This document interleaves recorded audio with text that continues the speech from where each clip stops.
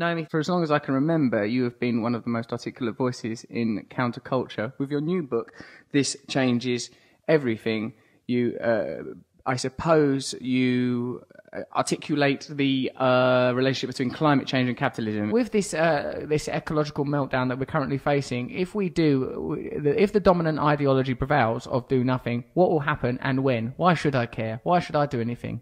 Well, we know the road we're on, which they call business as usual, will lead to increasing temperatures, but and we've all heard these, the predictions from scientists. It's rising sea levels. It's crop failure. A lot of people are going to lose their homes. Countries are going to disappear. Major cities. I don't know why I don't care when I hear that. Like, it just sounds so sort of big. I sort of think, that won't really happen. It's too mad. Is it really going to happen? No, Things are going to go under the sea, in a film. I think for me, what motivates me on this issue is that it isn't just about the temperatures going up. It's if we stay in this dominance-based culture that fetishizes greed and individualism and the most antisocial behaviors, then the real question is, how do we behave in the midst of these crises? God, it's going to be terrible. We're not going to be able to cope. Well, I mean, my last book, The Shock Doctrine, right, was really about how in the midst of disasters, it's not just the bad things happen. It's that this predatory form of capitalism emerges to really feed off of the spoils.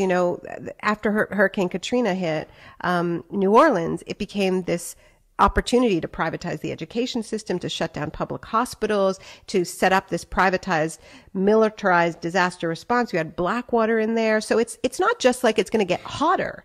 It's that it's going to get way more brutal. We're going to fortress our borders. I mean, look at this country. The floods in the UK last year. In the midst of this, suddenly, all these conservatives who've been supporting Cameron and austerity go, I don't really like this because my whole community is flooded and we need money. And so here you have this massive disaster, and it's happening in conservative constituencies who supported the Cameron government, supported austerity, but now they realize, what does that mean? The agency responsible for flood defense has been gutted. 1,500 people have lost their jobs. Hundreds of flood defense programs have been canceled. There's another 1,700 workers whose jobs are on the chopping block. And they're like, wait a minute, I actually want a government that will help me in the midst of a disaster. So then the Daily Mail runs a petition that says, we want to divert foreign aid that is helping countries like Bangladesh and bring it home, right? That to me, and 200,000 people sign it, within 48 hours.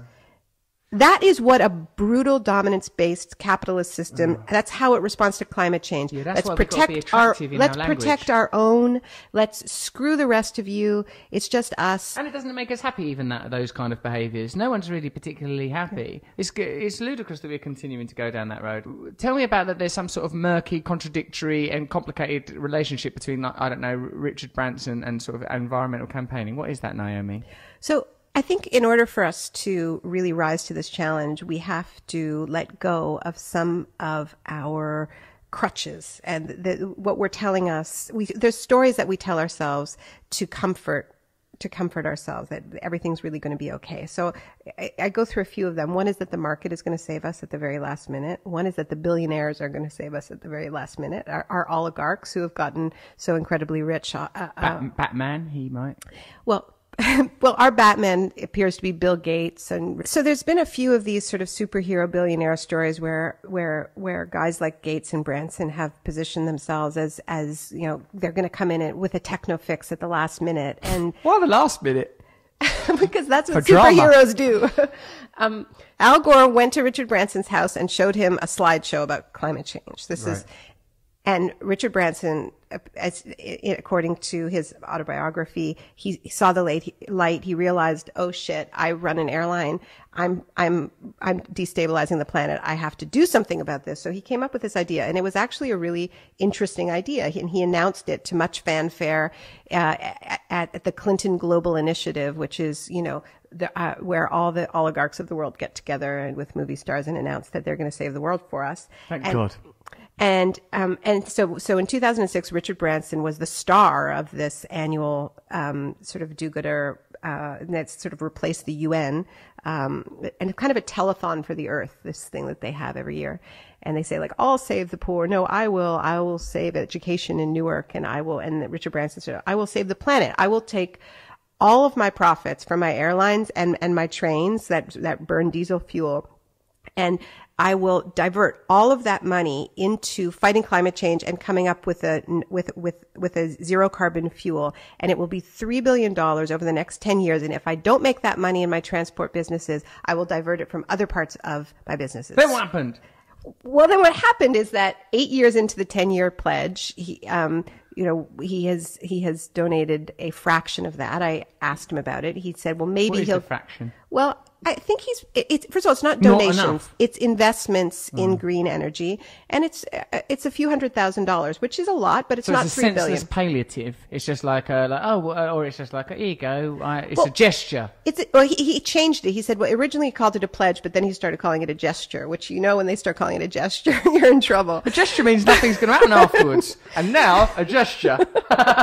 Gestures don't do anything. But what's interesting is that in those 8 years that he supposedly didn't have enough money to keep his pledge, he launched at least 3 new airlines. Oh my God, he was making it worse. And his emissions, we did a little audit of this with my research team, and his emissions just for his airlines are up 40%. Right. So that is the problem. Well, okay, but here's my charitable interpretation, is that the original idea was good. We should take the profits from the companies that are making the problem worse. Force them.